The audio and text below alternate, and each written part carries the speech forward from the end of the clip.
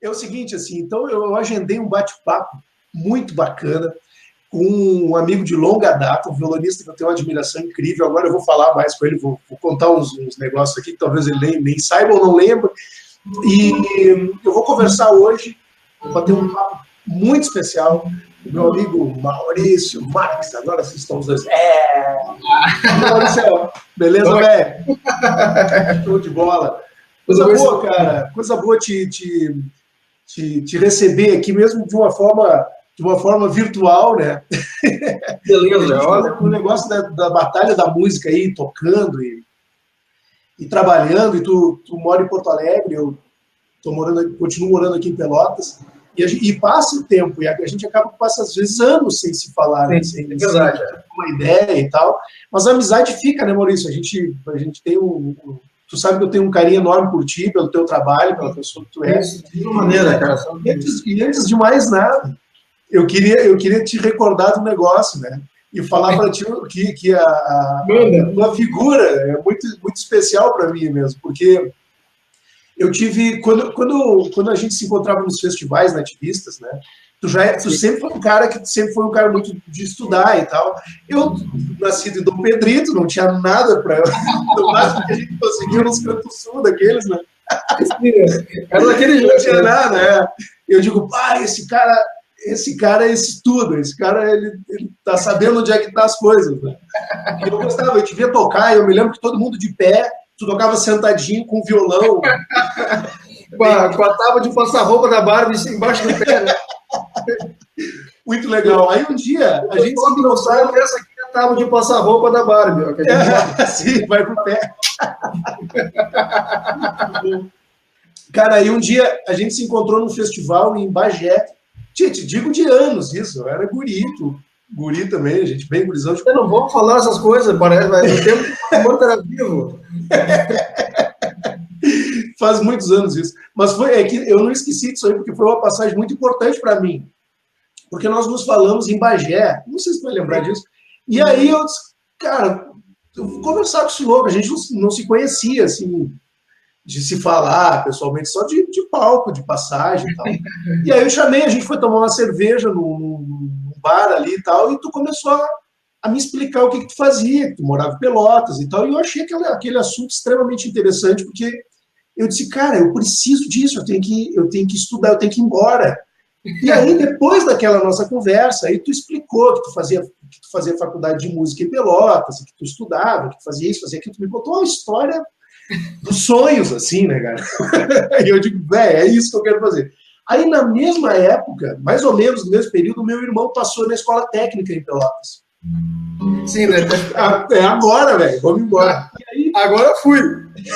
Cheguei e aí eu vim embora mesmo para Pelotas, muito motivado por aquele nosso bate-papo lá, que de anos atrás, em Bagé, se eu não me engano, era um festival chamado Canto do Barreiro, uma coisa desse tipo. Exatamente isso. Assim. Né? E isso tem muitos anos e tal, e eu comecei essa minha trajetória de estudo e querer fazer coisa muito motivado por aquele nosso bate-papo lá. Então, eu quero te dizer que, além de tudo, além da admiração que eu tenho por ti como pessoa e como artista, ainda teve esse entusiasmo, essa força aí que foi que me ajudou também a estar aqui hoje. Que a gente, quando começa a trocar essas informações, trocar essas ideias, elas têm um impacto nas pessoas também, né? E isso é muito legal, né? Saber que a gente está, né, somando de alguma maneira, né? Exatamente. Trabalho dos amigos, né? Eu acho que é uma das grandes coisas do nosso trabalho também. Eu vejo muito em função dos meus alunos também. Sim. E da gurizada também que está chegando, e a gente já tem uma trajetória, né?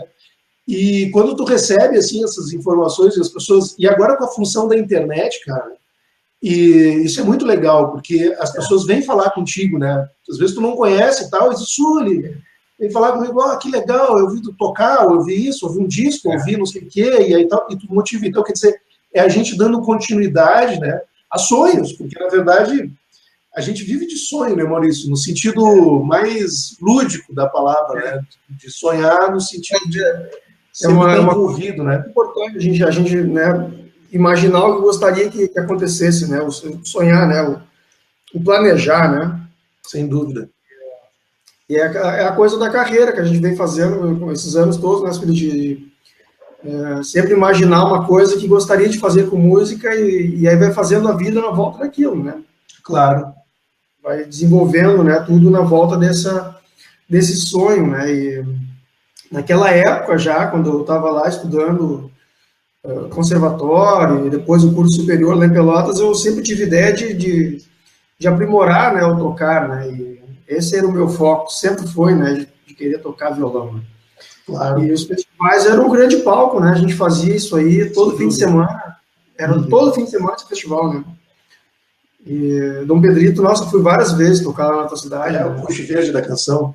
Nossa, quantas vezes. É muito legal. A minha geração toda foi motivada por aquele festival lá, né? Porque tem uma galera de Dom Pedrito, uma galera bem grande, assim. Mas sabe que antes do Puxa Verde tinha um festival lá chamado Festival Gaúcho das Escolas, que era o festival da gurizada. E ali, cara, ali foi uma semente e onde surgiu muita gente de lá a tocar, e hoje são músicos profissionais e desenvolvem uma carreira super legal e tal. Por isso, eventos, às vezes a gente não tem ideia da dimensão, né?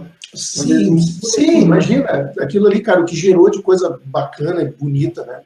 Maurício, eu queria que tu contasse um pouquinho pra gente aí, pro pessoal que tá chegando. Já tá chegando uma galera por aqui, cara. E mais ou menos controle aqui, ó. Tô acompanhando aqui. Regis, pô, galera, o pessoal que vai chegando aí, vai dando um feedback pra gente aí, vai dando vai deixando um recado, vai dando um joinha aí, porque isso aí vai dando um oi aí, né? Vai dando um oi, que aí, na medida do possível a gente vai respondendo e tal. Maurício, eu queria que tu contasse pra gente aí, cara, como é que foi a tua iniciação? Quem foram os artistas que te motivaram, assim?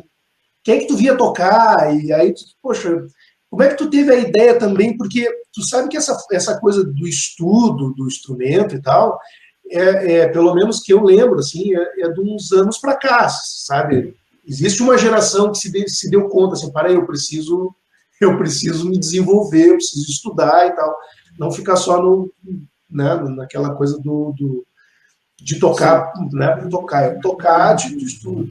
Eu queria que tu contasse a tua trajetória, o teu início, lá no iniciozinho, quem é que te influenciou, como é que começou? Sabe, eu comecei a me interessar por violão quando eu tinha uns 10 para 11 anos. Meus colegas de escola tocavam violão. Sim. Uma escola, a minha cidade é Rio Pardo, interior do Rio Grande do Sul, perto de Santa Cruz do Sul, é uma cidade histórica também, como Dom Pedrito. Eu conheço o Rio Pardo, muito legal. E é uma cidade que, como todo o interior que se preza, não tem opção nenhuma. Sim. Não é culpa do interior, é que é assim mesmo. É assim mesmo. Então, eu começava a ver violão com os amigos, né? A gente tem uma visão de mundo super limitada, porque não tinha internet, não tinha nada dessas coisas, né? O mundo não era como é hoje, né? Sem dúvida. Então, o que aconteceu? Eu comecei a me interessar pelo instrumento e comecei a pedir um violão em casa e acabei ganhando. De tanto incomodar, eu ganhei um violão da minha avó. Um tonante pequenininho, assim, né? Quem não começou num tonante? Quem nunca teve um tonante? Quem nunca teve um tonante não sabe o que é passar trabalho. Eu queria, né? Foi indo, né? Eu fui estudando, fui tocando e levava para a escola, violão, era assim, os livros e o violão, né? Sim. E aquilo era constantemente, né? Eu passava em casa brincando de violão, tocando violão, e aí aquilo foi indo. Até que eu por intermédio de um primo meu, chamado Ronaldo Pinto Gomes, um amante da música, ele conhecia o professor Mário Barros, aqui em Porto Alegre. E o Ronaldo morava aqui em Porto Alegre. E aí ele me trazia, ele mandou uma fita minha tocando, tá? O Mário me aceitou como aluno, e eu vinha a Porto Alegre a cada 3 meses fazer uma aula de violão com o Mário. Pegava um ônibus e vinha. Uma aula. Pegava uma aula aí, na primeira aula ele já falou assim, se quiser estudar, aprender música, tu vai ter que estudar teoria. Aí em Rio Pardo eu consegui uma professora de teoria. Mas isso tu já tinha essa tua ideia já de desenvolvimento mesmo, disso bem novinho. Eu queria ver onde é que ia dar esse negócio, eu estava curioso, né? Entendi. E aí, enfim, comecei a estudar teoria musical e os métodos do Abel Carnevaro, junto com foi indicação do professor Mário Barros, que para mim era era o meu top of mind do violão, né? Eu só pensava naquele som de violão, foi muito impactante para mim ouvir aquele cara tocar. Claro. E paralelo a isso, eu sempre toquei na minha cidade, né? Tocava em casamento, né? Em algum pequeno evento, assim, mas eu sempre estava tocando, assim, eu era mais ou menos o garoto da cidade que tocava violão. Né? Tocava violão, claro. E aí foi indo, né? Eu fui estudando cada vez mais e depois comecei a ir a festivais, com uma turma de Rio Pardo, Flávio Lara, a turma que fazia música lá, né? E aí participei da Ramada, em Cruzilhada do Sul, foi o meu primeiro festival. Depois a Vigília, em Cachoeira do Sul. E aquilo foi indo, cara, nunca mais parei de tocar. Sim. Comecei a trabalhar em bares, a tocar na cidade mesmo, quando eu tinha lá meus 14 anos, já 13, 14 anos, né, participando junto a CTGs, em bar, coisa, né, sempre misturando as atividades de música, mas eu acho que o meu estudo foi muito, assim, uma mescla de formal com informal, né, eu tinha a informação e depois ia aplicando no meu dia a dia. Foi uma coisa assim. Tipo, saía para tocar, ia para batalha.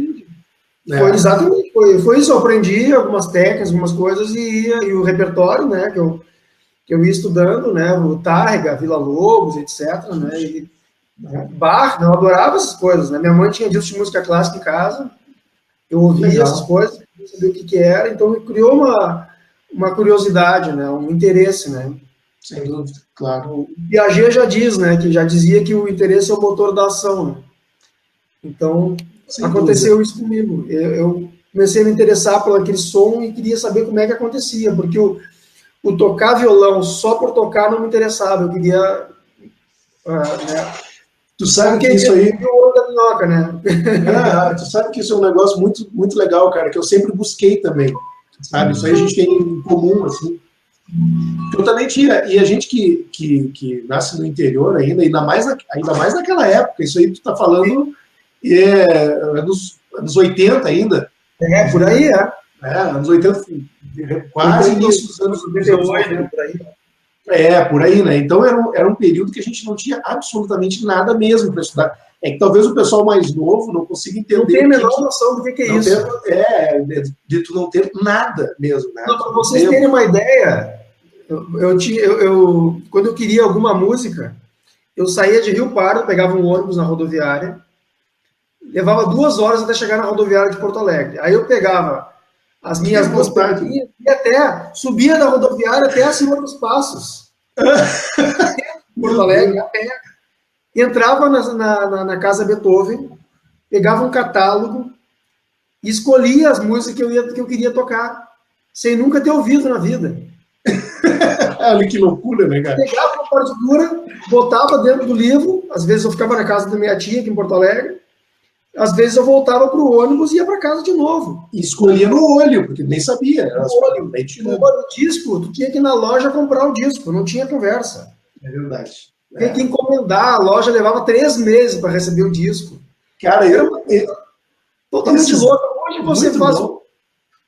digita no Google e o disco está dentro do teu computador. Ali, é o que tu quer. Cara, esses dias eu estava falando pro Ivanov, nesses comentários que a gente fala no Facebook aqui, e aí eu postei um disco do Tchê Coria, da década de 70, assim, o troço. Aí eu comentei, aí ele disse, que legal, isso aí tal. Eu digo, cara, tu acredita que eu ganhei esse disco quando eu era guri? Mas eu ganhei do dono da loja porque ele não sabia o que era. Porque juro. Aquilo vinha num pacotão, aí vinha de tudo ali, né, cara? Aquilo ali, eu não sei como é que eles faziam esse comércio e tal. E aí eu sei que tinha um disco do Tchê Coria que tem uma avezinha assim.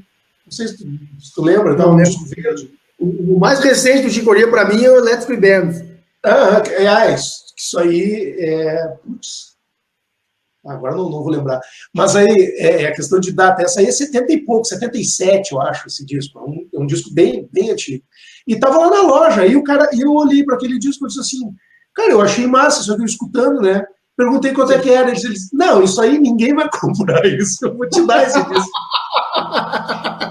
E meu pai comprava muita coisa, essas coisas populares, assim, nossa música gaúcha e a MPB popular da época e tal. Então, quer dizer, até nisso, cara, assim, de tu ter um acesso. tipo um artista um pouco mais, que não é tão pop assim, era uma dificuldade tremenda, né? A gente tinha que ir catando e achando, tendo sensibilidade para ver se aquilo ali era legal ou não, né? Claro, nós que somos da área do ensino, né? Tu imagina naquela época como é que a gente fazia com os métodos de estudo, cara, para qualquer coisa. Cara, não tinha livro, não tinha livro. Não tinha Quem livro tinha, mesmo. escondia. Estava guardado em casa, ninguém dava para ninguém. Não, eu vou contar uma história sensacional, então eu vou revelar aqui agora, ao vivo. Cara, eu roubei um livro de um amigo, desses que não emprestava livro. Tá em tempo de ir pra cadeia ainda, né? Não, eu roubei, mas eu devolvi. Eu sou ladrão honesto. Então eu peguei, e, claro, velho, a gente não tinha nada, cara. O cara tinha um livro, e na época ainda que vinha, eu acho que os primeiros livros do Nelson Farias, e ainda vinha aquele Harmonia e Improvisação, dicionário de acordes do Almir Jacques. E quem é que tem aquilo? Ninguém tem, cara. Aquilo ali era mosca branca, né? Aí eu, muito tremendo, tipo, vou pegar esse livro, peguei o livro do cara que tinha, tirei xerox rapidamente, assim, consegui devolver o livro, mas sem o cara saber, porque ele não emprestava. Mas era o jeito, cara, não tinha material. Não tinha outra coisa. Não tinha nada. Cara, instrumento, Maurício. Como é que a gente se virava com o instrumento? Olha, tia, essa é a parte triste, né? Na época, né, cara, assim, ó, quem tinha um violão bom era um Giannini ou um Di Giorgio. Sim, o Di Giorgio, o violão era sinônimo de qualidade. Quem era mega, super, ultra, puxa, mega bom, importante, tinha o Takamine. Sim, aí, não, mas isso aí era só para música, só para top. Só não era para chinelo. Cara, e era uma dificuldade achar instrumento para comprar, e quando tinha era uma fortuna. Sim. Hoje em dia a gente vai numa loja e compra um violão elétrico, tá tudo certo. Tudo certo. E coisa boa, né, cara? Tu compra coisa boa. Não tinha isso, cara. Tu te lembra de um violão chamado Avalon? Que era um violão argentino.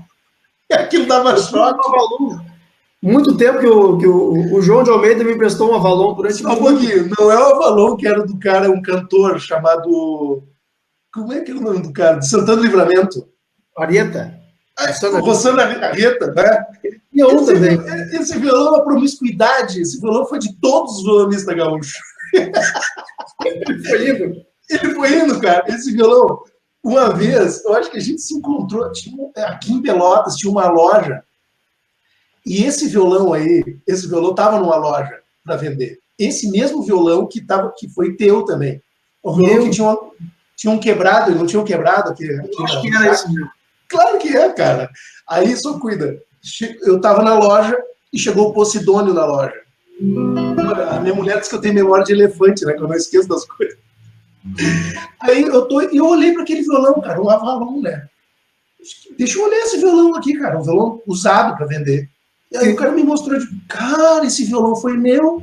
Esse violão teve lá em Dom Pedrito, sabe? E o meu pai, na verdade, ele não chegou nem a comprar o violão ficou comigo um tempo, porque ele tinha juntado uma graninha, meu pai vai me dar uma força, né? Tinha juntado uma graninha para comprar um violão bom, sabe? Aí apareceu com aquele violão lá e tal, eu fiquei um tempo com aquele violão e acabou não comprando, mas o violão ficou um tempo comigo. Anos depois eu enxergo o tal do violão esse, numa loja aqui em Pelotas. O famoso. O violão e admirados, cara, pô, esse violão, cara. Me deu até vontade de comprar o violão em função da história. Aí entrou o Posidônio. Na loja, guri, aquele jeito dele, né? Ô, guri, mas que legal. Olhou pro violão e disse, tu acredita que esse violão teve comigo não sei quanto tempo, assim, às vezes era o mesmo violão. E aí, tu chegou na loja e falou do violão também. Que loja já era essa, cara? E para piorar a situação, que estava passeando na cidade, me esqueci o nome do cara, um guitarrista daqui, que é lá da Milton Nascimento, pelo amor de Deus, Tonico. O Tonico nem morava mais em Pelotas, já estava em Portugal já.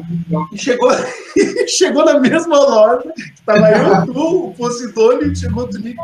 E aí, o que ele fala? Esse violão teve comigo também. O violão passou na mão de todo mundo, né? O Avalon que dava choque. Que beleza, né? Não, velho, as histórias são sensacionais, né, Maurício? Sensacionais. Porque hoje em dia a gente tem, né, toda a possibilidade do mundo, né? Tem luthier, né? Tem loja, tem tudo. Poxa, claro. Eu me lembro quando o Eduardo Cordeiro estava começando, cara. Foi na mesma época que eu vim embora para Pelotas. E o Eduardo estava começando com a fabricação de violões e tal.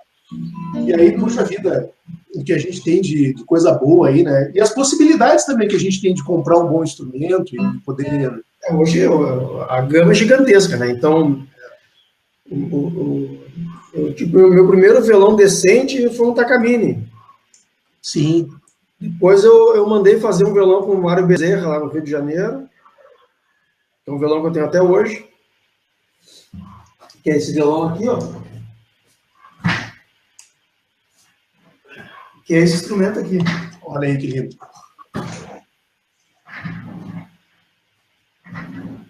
É um violão bem tradicional, né? Tem um som lindo. Tem um som lindo esse violão, adoro. Lindo, lindo, lindo. Um som encorpado, bonito pra caramba. Ele tem um som lindo. Ah.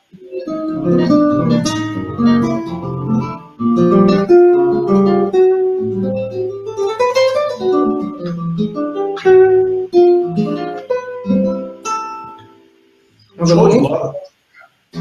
Depois o Eduardo Cordeiro começou a fazer meus violões de 8. Sim, isso aí eu ia te perguntar. Como é que foi essa tua ida para o violão de 8 cordas? Tu não chegou nem a passar pelo de 7. Pois é, cara. Sabe que eu mandei fazer o de 7 cordas, né?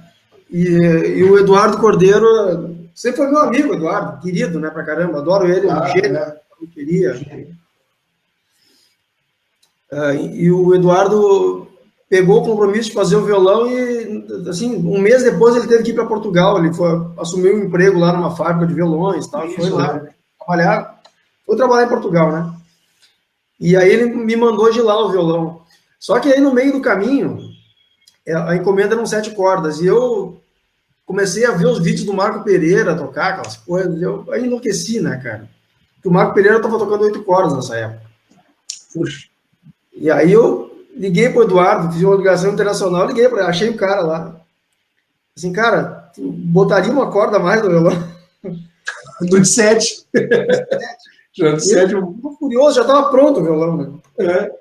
Ele teve que desmanchar uma parte, né, cavalete e tal, e adaptar e tal. Aí me mandou o violão. Ficou mais ou menos assim, porque ficou adaptado, né? Claro. E aí depois, quando ele voltou, ele fez um outro, assim foi, né? Até que nós chegamos nesse último aqui agora, né? Sempre que eu posso, eu vou fazendo instrumentos com ele. É um luthier fantástico. Eu finalmente consegui ter um violão dele agora também. Muito legal. Eu adoro os violões dele. É um violão. Esse aqui é um violão que eu tenho assim, o maior carinho. Assim, adoro esse violão de 8 cordas dele aqui. É um violão sensacional. Com aquela tampa double top, né? Que ele chama. Uhum. E tem uma resposta muito boa, assim, né? Mas aí, depois que eu resolvi fazer um 7 cordas, na verdade eu não fiz um 7 cordas, eu comprei um pronto. Um violão da Rossini, que eu uso para dar aula, assim, também. Um violão muito bom para palco também, porque tem uma captação Fishman. E tem um violão do Lineu Bravo também, de 8 cordas, que eu gosto muito também. É um violão que eu mandei fazer. Eu vou pegar aqui pra gente olhar. Esse violão do Lineu.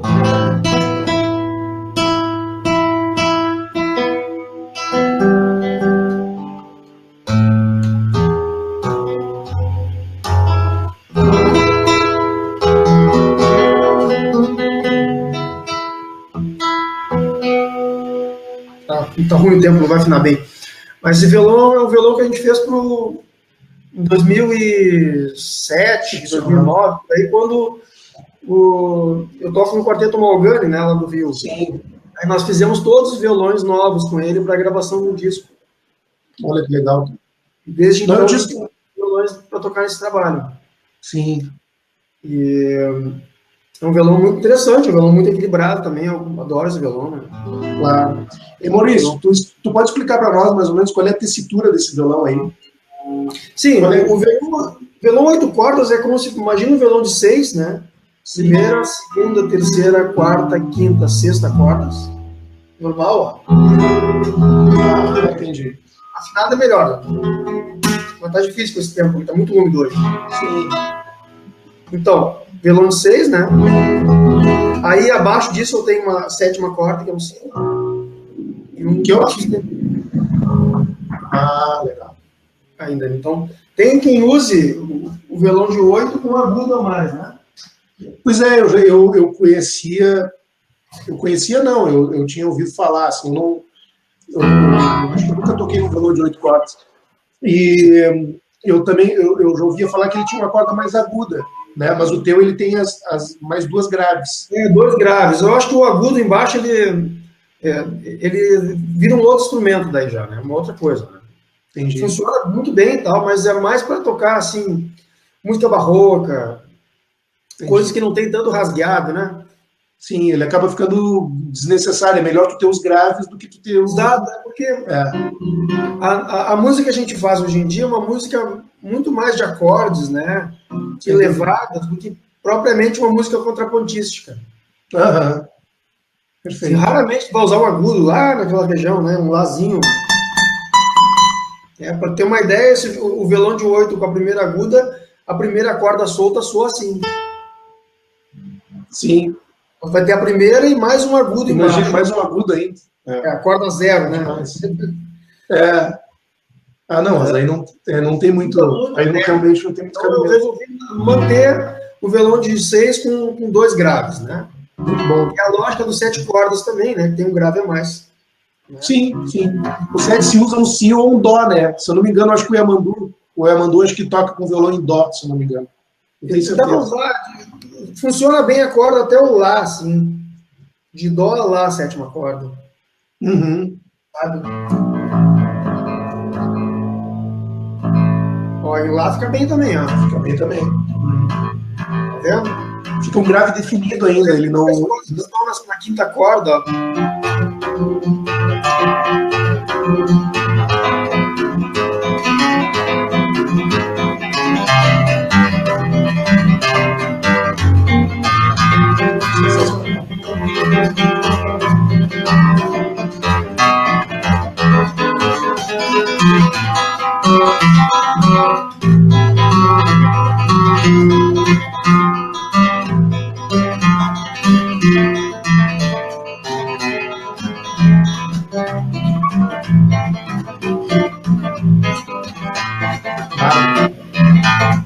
Né? Sensacional. É uma jogada assim. Né? Claro. Tem também para fazer rasgada.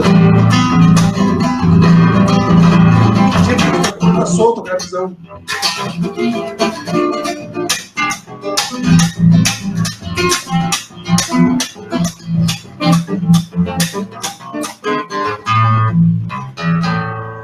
Sensacional, muito bom. Maurício, uma pergunta. Aí, ó, quando tu começou a trabalhar no violão de 8 cordas, isso não é uma coisa, não é convencional, né? Então, aí como é que tu teve que desenvolver também de uma forma, mais um desafio ainda para ti, de uma forma quase autodidata. Apesar da lógica ser a mesma, né? Claro, óbvio, a mesma lógica do violão, mas ele acaba virando um outro instrumento, né? Tem que achar outras técnicas. Ele é totalmente diferente, assim, em termos de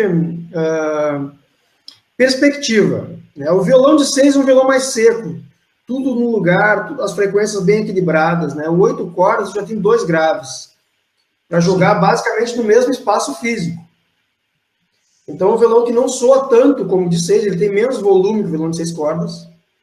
Né? É mais difícil de tirar som. Então, sim, não é qualquer luthier que faz bem um violão de 8 cordas, né? Claro, vários, até chegar nesse setup que eu tenho hoje, que é esse aqui do Eduardo Cordeiro, que é genial. Simplesmente tudo funciona nesse violão. E tem o violão do Lineu Bravo, né, que eu uso também há anos, que é um violão que, assim, impressionante a afinação do violão, uma coisa assim, também que é muito difícil a gente explicar isso, né? Mas são instrumentos muito bem feitos, né? Então, o 8 cordas, o que ele acaba sendo um violão mais difícil de tu colocar a mão esquerda, porque ele tem mais cordas, ele é mais largo, né? Tem espaço, e é o mesmo espaço entre cordas, né? A mão direita também, tu tem um polegar que tem que avançar mais, né? E tu não pode subir a mão, tem que subir o dedo, né? Então, tudo isso impacta na técnica final, assim, né? Tu tem mais cordas para cortar, né? Porque violão, assim, imagina, tu tem que tu tá tocando, a corda tá suando, tu tem que cortar aquele som que tá acontecendo para poder fazer o próximo acorde. Né? Então, tu passa apagando o som o tempo todo, né? Faz um acorde... já tá abafando. A mão aqui, vai indo, né? Demora um tempo até a gente se dar conta de como é que funciona esse instrumento. Então, a perspectiva é diferente. Agora, logicamente é igual. Não tem diferença nenhuma. Claro.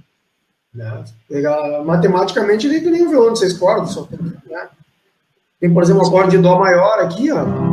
Vai ter Ré, Mi, Fá maior, Sol maior. A partir da oitava também. Ré, Dó maior, Si maior, Lá maior, Mi maior, ó. Fá sustenido.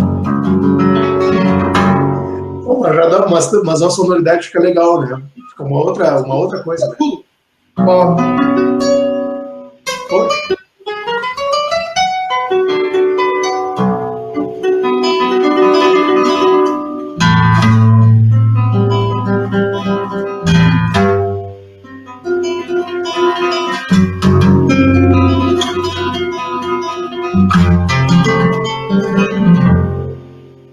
Já vou levar então para lá, vou pegar uma notinha. Ajuda, né? Ajuda, né?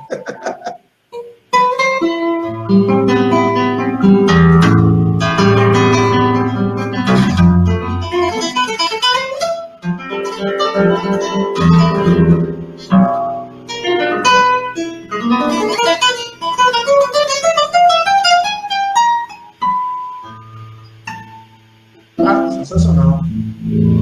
Maravilhoso. Ó.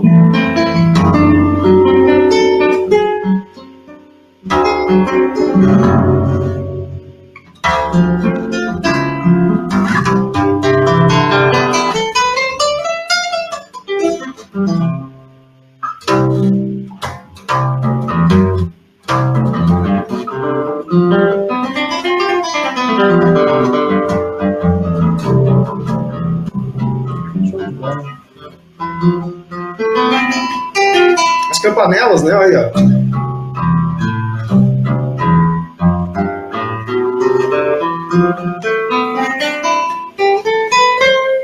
Cara, é impressionante a definição dos graves, né? Ele não embola, né? Não embola nada. Não. Sensacional, muito bom. Eu gostaria de fazer um dia desse um review sobre esse violão aqui, né? Falando das possibilidades desse instrumento, especificamente do violão do Eduardo Cordeiro, né? Claro. Muito, muito legal. Bacana. Tocar nessa frequência grave e ter definição é muito difícil. Né? Tem tudo, né? Sim. Ó.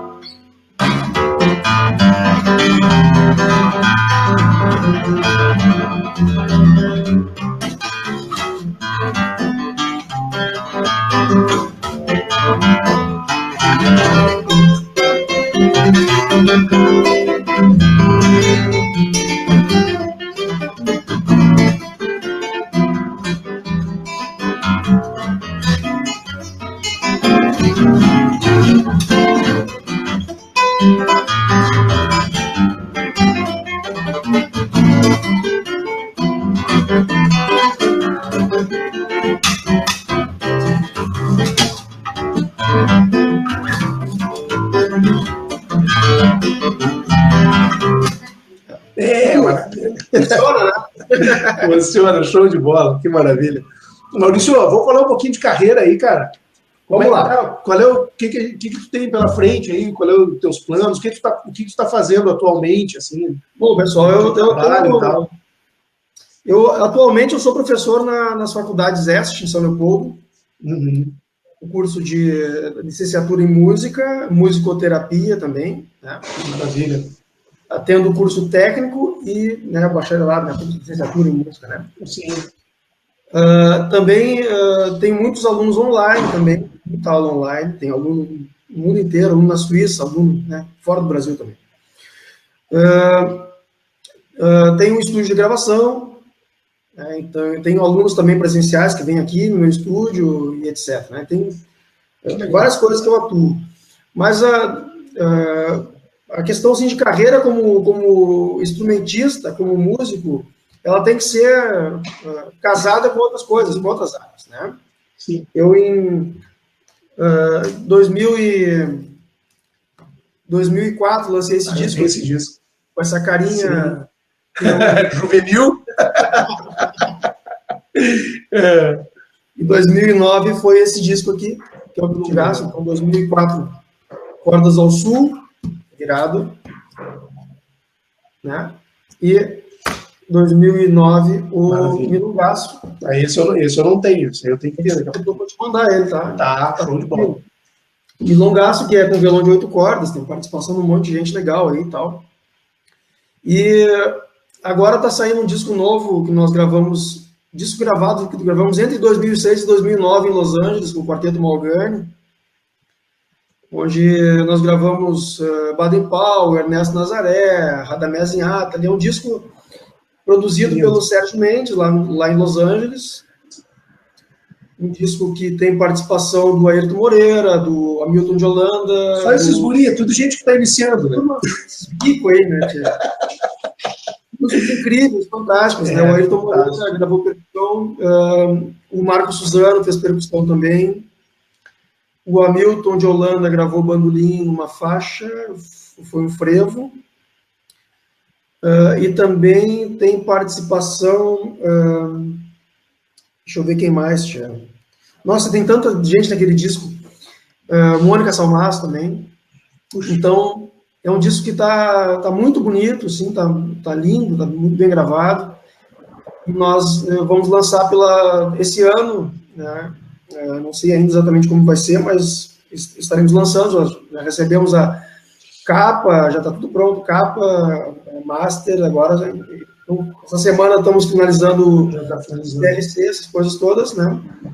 Vamos mandar o disco para prensagem. É um disco do Quarteto Malgani, um disco fantástico. Assim. Então, esse de novidade é esse trabalho, né, que eu participo, né? Que é um trabalho, o Malgani é um quarteto que eu toco desde 2005. Eu me lembro que faz um tempão, né? Eu acho que eu vi vocês tocarem aqui em Pelotas no conservatório, pode ser? Fizemos em Pelotas, sim, no aniversário do conservatório, exatamente. A convite da Isabel Nogueira, que era a diretora, né? Diretora lá, grande Isabel. Sim. Enfim, esses são os planejamentos, né? Em termos de carreira que a gente tem, né? Eu tenho ideia também de fazer um programa que já está todo planejado, só não consegui montar ainda, né? Botar as gravações, um programa ao estilo desse que a gente está fazendo aqui agora, né? Mas um programa de entrevistas também com os músicos.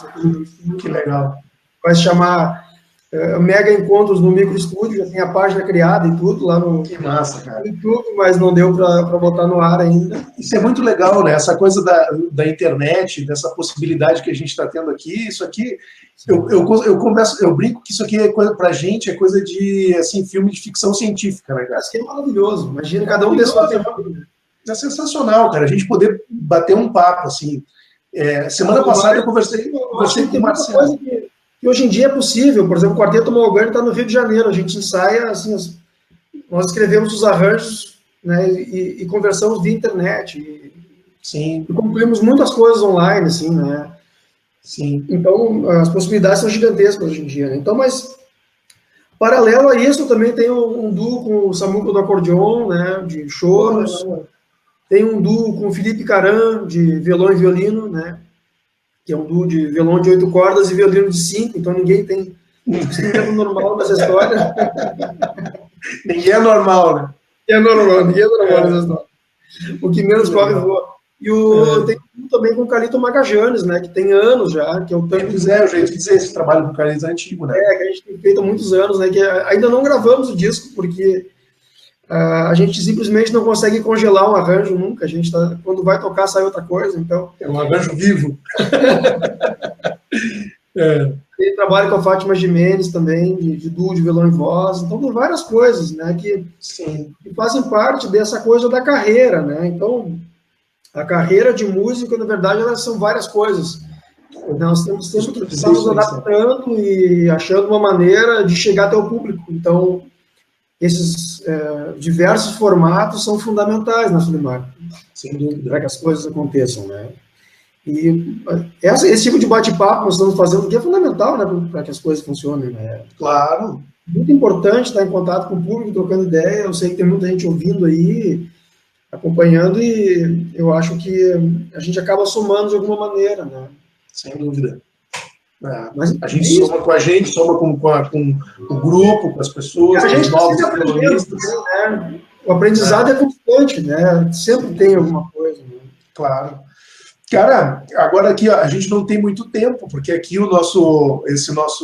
esse programa aqui, ele me dá 1 hora para eu poder falar. Depois ele está, agora chega, o resto tem que pagar, senão tu não consegue. Agora deu. E aí, eu queria que tu falasse um pouquinho, óbvio que no bate-papo tu já desse um monte de dica, um monte de coisa, mas eu queria que tu falasse assim, para o cara que tá iniciando, não o iniciante que tá aprendendo a tocar violão, mas o iniciante na carreira, sabe? Que eu sou muito procurado em função de ter uma carreira. Eu, por exemplo, nunca fiz outra coisa da vida que não fosse viver com música, né? Sim. Nunca trabalhei com outra coisa. Sim. Então me procure. Quando eu estava no conservatório, a gente estava lá, já estava organizando a RAS, né? Que eu estava começando. Sim. Tem esse espírito empreendedor aí que é fantástico. Eu sempre tive essa veia empreendedora aí e tal. Eu acho que é necessário, né? Para a gente poder sobreviver e manter os nossos trabalhos, a gente tem que empreender também. Então não basta ter talento sei lá, só na questão artística, né? Tem que pensar do lado empresarial também e tal. E eu queria que tu falasse de ti, assim, dar uma dica para a galera que está começando hoje a desenvolver um trabalho, mas o cara que quer ser profissional, né? Que ele quer desenvolver na carreira. O que tu diria aí para esse cara que está começando? Eu acho que o mais importante quando nós vamos entrar no mercado de trabalho é estar preparado para ele. Então, tenho a impressão que estudar é a primeira coisa. Perfeito. Estudar o que for. Eu quero tocar violão, quero tocar guitarra, então vai estudar com alguém que saiba, né? Aprende as linguagens, né? Que vão te ajudar na comunicação, né? Por exemplo, aprender a ler partitura, aprender técnicas do instrumento, essas coisas, né? Sim. Uma outra coisa que eu acho muito importante é o cara não ser preconceituoso. Se você vai viver de música, vai ter que tocar com artistas de várias vertentes de música. E aí eu acho que o preconceito só atrapalha. Então, não dá para até não gosto não toco funk, não toco sertanejo, não toco, então tá começando a escolher demais, não vai dar para trabalhar. Tá começando mal. Não funciona assim. Claro. Né? Eu acho que estar preparado para as mídias é muito importante também. Né? Saber mexer numa internet, saber fazer uma boa gravação, né? Investir num home studio, hoje em dia é fundamental isso. Né? Não dá para pensar o teu próprio trabalho, né, que seja. Não dá, hoje em dia não dá mais para colocar uma gravação de qualquer jeito na rua, porque antigamente aquela gravação ficava guardada, ninguém ouvia. Hoje em dia tu grava e coloca online e já está na rua, acabou. Todo mundo vendo, né?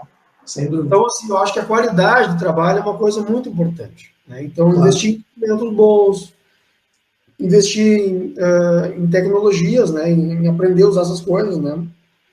Ter um bom violão, ter um bom microfone, placa de som, essa coisa. Ter um home studio. Sim. Né?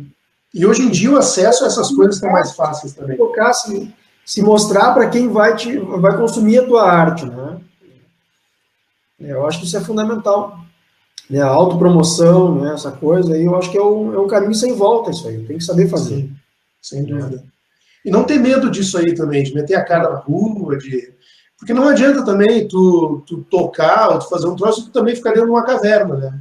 Tem que sair da caverna, tem que mostrar o trabalho, tem que tocar, tem que chegar no público, chegar nas pessoas. tocar o som que a gente gosta é muito bom, mas a gente tem que pensar também quem é que vai consumir aquilo que tu está fazendo, né? Se tu quer viver desse negócio, alguém tem que, né? Sim. Tem que saber, pensar como é que as pessoas vão enxergar o trabalho, se vão consumir aquilo, né? Porque o grande problema da arte é a própria arte se inviabilizar.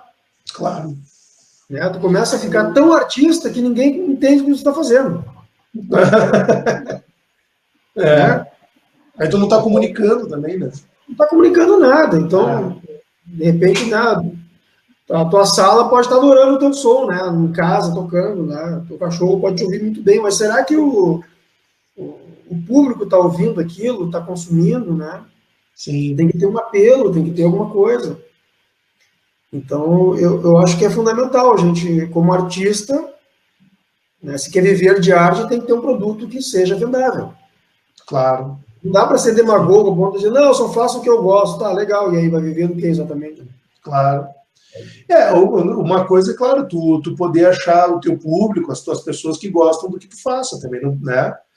Isso aí é uma coisa importante também. É fundamental. O cara é fundamental. E claro, o que tu está querendo dizer também é que o cara, como é que eu vou falar? O cara não precisa necessariamente fazer de tudo, mas ele pode, né, ele pode ter linhas de pensamento, preparar para aquilo ali, entender aquele público necessariamente que tu tá buscando também. No mercado, né, Sudimar? Não adianta você ser um cara que quer tocar música erudita, por exemplo, e não sabe improvisar 2 linhas. Aí um aluno chega na tua frente, tu não sabe nem o que dizer pro cara, até porque a improvisação faz parte de todos os estilos. Claro. Mas normalmente o cara se prepara só para tocar o que está escrito. Então aí o mercado já não aceita, tu não consegue andar dentro do mercado, né?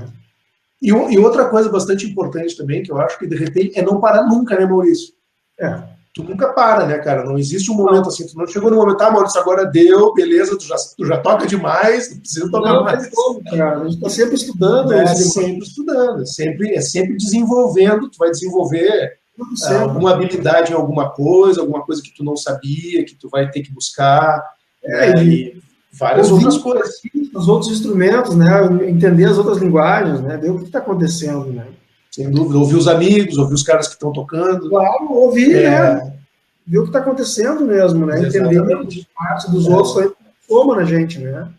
É importante trocar ideia, né? O cara sabe tocar, o Marcelo Caminha, às vezes eu fico olhando os vídeos dele, vendo ele tocar, acho super legal, né? A maneira como ele toca violão também. Sim. Sabe, ver violonistas, ver guitarristas, né? Tocando eu acho que tu te envolver no meio é importante também, né? Isso é uma coisa bem legal. Teve um aluno meu aqui que queria... Ele disse assim, não, agora eu quero me dedicar para o violão, vou trabalhar com música. Eu disse assim, tá, cara, então te envolve com as pessoas, troca uma ideia, procura te aproximar, não de uma forma agressiva, assim, mas no sentido, daqui a pouquinho tu falar com alguém que é do meio, entendeu? Troca uma ideia, vai no show do cara. Daqui a pouco o Maurício vai tocar aqui, ele vai assistir o Maurício, vai ter um papo com o Maurício, vai sair dia do show. Isso é uma forma de tu te aproximar das pessoas, te aproximar da classe, do meio, e aí tu vai te envolvendo com a turma também e vai aprendendo com isso, né? Eu acho o meio da música, né? Tem que estar no meio, né? Exatamente, tem que estar ali, né? Tem que estar na volta e tal. E aí tu vai desenvolvendo também a tua cabeça para ver como é que tu vai te encontrar dentro daquele meio, daquele mercado, né? Claro, hoje em dia eu não consigo pensar em carreira de música sem pensar em todos os aspectos, né? Sim. E é um leque de coisas, né? Estou dando aula, estou preparando material, já estou postando coisas, já estou vendendo um trabalho aqui, outro lá, né? Assim vai indo, né? Sem dúvida. E agora ainda surgiu essa função da internet, que é uma outra linguagem, né? Que a gente está desenvolvendo também agora, começando a estudar e desenvolver essa linguagem exatamente para a gente poder fazer o que está fazendo aqui agora, para poder tu dar aula para fora, né? Pode dar aula para o mundo inteiro, né, cara? É uma coisa excepcional, né? Poder passar o teu conhecimento, a tua forma de entender o teu instrumento. Imagina, para alguém que está lá do outro lado do mundo, é genial. E agora, por exemplo, vai terminar nossa live, eu vou entrar numa aula com o Airan Cardoso, que é um músico de Encruzilhada do Sul. Sim. E está lá em Encruzilhada, ele está fazendo aula comigo. Olha que maravilha, né, cara? Que... E o mais legal disso tudo aí é que não se perde, né, velho? Não perde, né? Tu tá ali, né? Tá junto, tá tete a tete, né? Não perde nada. Nada. Não tem diferença. É tempo real. É. O cara tá na casa dele, né? Eu tenho aluno em Camaquã, tenho aluno em vários lugares. Sim. Então isso eu acho que esse é o futuro, a gente tem que estar preparado para ele. Né? Exatamente. Eu tô trabalhando bastante aí, cara, para isso aí, para essa nova era aí. Com certeza. Não, tu empreendedor aí vai longe nessa história aí. Deixa eu dar uma olhadinha aqui no pessoal que está por aqui, só para dar um oi aqui para a galera. Quero agradecer. Já está chegando no fim a nossa live, Maurício. A gente tem um tempo aqui, nosso tempo é limitado nesse negócio aqui, mas é legal. Já serve, né, para o cara trocar uma ideia. Barato, né, cara? Muito bom aqui, ó. Ronaldo, Regis, Dairan. Pô, veio uma galera legal, cara. Depois, é estranho isso aqui, porque depois que fecha a live, que eu vou ver no Facebook mesmo, aí chove de gente ali, ó. Por aqui eu não me entendo muito bem ainda aqui, mas eu juro que eu vou aprender melhor para saber lidar melhor com essa ferramenta. Muito bom. Maurício, eu quero te agradecer, cara, pela tua generosidade, aí, o teu carinho comigo, te agradecer pelo artista que tu é, pela música que tu nos proporciona, pelos alunos aí que tu ensina, pelas pessoas que tu ajuda também nesse instrumento maravilhoso que eu amo tanto, e obviamente eu tenho certeza que tu também, né, pela tua dedicação e tal, e tudo por esse instrumento aí. Quero te agradecer, cara, e dizer assim, que quando tu vier a Pelotas, me faz uma visita, vem aqui pra gente tomar um mate. Eu vou aí na raça pra gente tomar um mate aí, cara. Você sabe que eu raramente eu consigo fazer muita coisa que fica naquela função de família e tal. Imagina. Consigo fugir e tomar um mate com o Eduardo Cordeiro. Esses tempos eu consegui visitar o Ivanov, que é meu querido professor lá, né? Sabe que eu moro pertinho da casa do Ivanov agora. O Ivanov mora no Recanto de Portugal, eu moro lá também. Uma hora dessa, de repente a gente reúne ali, né? Eu adoro o Ivanov, eu sou, assim, imensamente grato ao grande professor. Eu também. Aprendi muito com o Ivanov, né? Eu também, aprendi demais com ele. Sim, né? Eu tenho muito carinho pro pessoal de Pelotas, eu adoro esse lugar aí, né? Acho fantástico. Que legal. Pô, Maurício, muito obrigado, cara. Quero te agradecer imensamente e dizer que as portas estão abertas aqui, a hora que quiser chegar.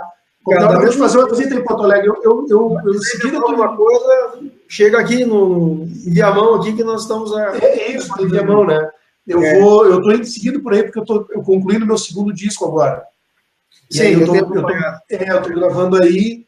Eu tenho ido seguido para essa região. Qualquer hora eu vou te procurar e vou ir aí para a gente tomar um chimarrão e trocar uma ideia. Legal. Meu querido, muito obrigado, Vício. Te agradeço imensamente. Valeu, foi um baita no bate-papo. Tinha certeza que ia ser maravilhoso, que a gente ia rir bastante, ia dar bastante informação para as pessoas e falar muito sobre esse instrumento que a gente ama aí. Está ouvindo aí, né, nos assistindo, né, e convido a todos a conhecer, então, nossos trabalhos aí. Exatamente. Eu tenho minha fanpage, né? Maurício. Tem muitos vídeos lá no YouTube, né? Então, se me procurar lá, Maurício Marques, deve ter uns 80 vídeos, pelo menos, na minha página. Que legal. Esse aqui vai para lá. Eu vou botar no YouTube esse nosso vídeo aqui agora. Muito legal. Vai para lá. Aí depois, se quiser compartilhar lá também, fica à vontade, não tem problema. Vou fazer. Então, tá, joia. Quer terminar com um som para nós aí? Faz um som para nós aí. Vamos fazer. Para encerrar.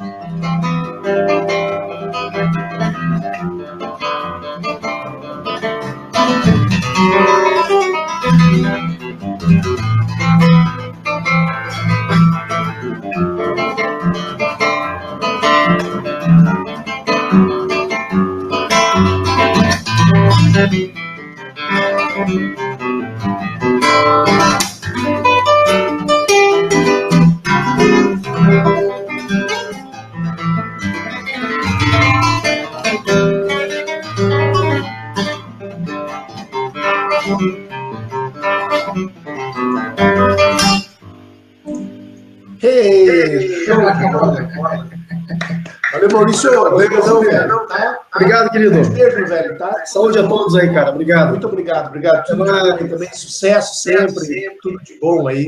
Pra todo mundo, cara. Muita saúde, muito sucesso. Valeu. Obrigadão. Grande beijo. Tchau, tchau. Até mais. Até.